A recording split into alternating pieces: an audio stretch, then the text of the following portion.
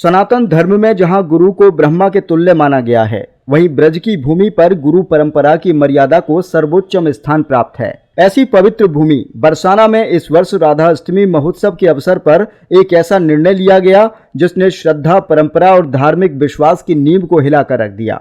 श्री लाडली जी मंदिर के गोस्वामी समाज सेवायतों द्वारा राधा रानी के अभिषेक अनुष्ठान को ब्रजाचार्य पीठ के गुरु श्री गोस्वामी कृष्णानंद भट्ट जी महाराज की अनुपस्थिति में संपन्न कराना न केवल एक धार्मिक चूक है, बल्कि यह मंदिर की मर्यादा, ब्रज की परंपरा और करोड़ों श्रद्धालुओं की आस्था पर गहरा आघात है।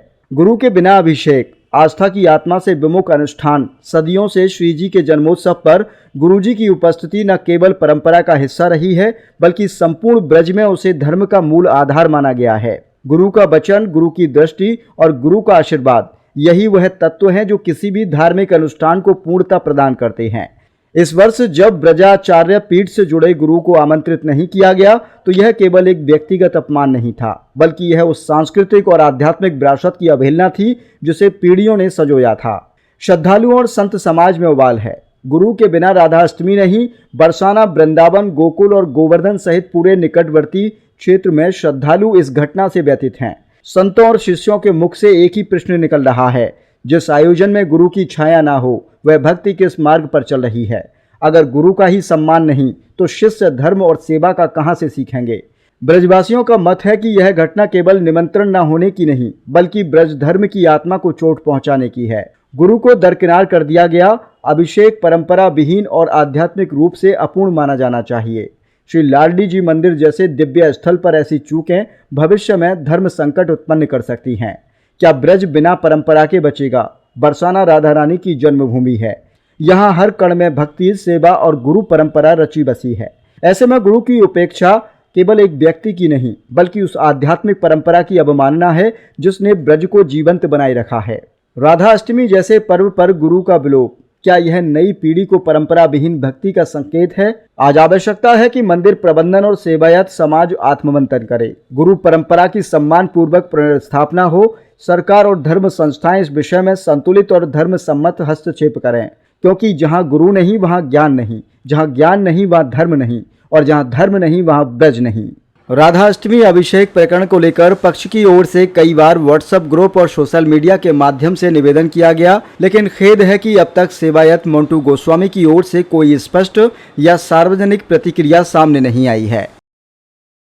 राधे राधे महाराज जी, जो ये अखबारों में खबरें आ रही हैं कि ब्रजाचार्य पीठ की गुरुगद्दी से आपको राधा अष्टमी पर बुलाया नहीं गया, इसका क्या महत्व है? आप बताइए, क्यों नहीं बुलाया गया आपको, जबकि आप राधा रानी नारायण भट्ट जी द्वारा स्थापित की हुई है और गुरुगद्दी को हर साल वहां जाना पड़ता है, तो आज इस अवसर पर आपको क्यों नहीं बुलाया गया? जो प्रश्न है आपका वो ठीक है। प्रश्न का उत्तर तो यह है कि जो सेवायत रहे राधा अष्टमी पर, उनका मतलब न परंपरा से है, न मर्यादा से है, न पूजा से है, न सिद्धांत से है, न गर्भगृह से है, न अंग स्पर्श से है, और न ही गुरु के महत्व या गुरु परंपरा या गुरु गरिमा से है। केवल पैसे के वशीभूत और मद के वशीभूत होकर के उन्होंने ऐसा किया। लेकिन जो भी राधा अष्टमी के सेवायत है, दूसरा यहां एक चिंतन मैं दे रहा हूं, क्या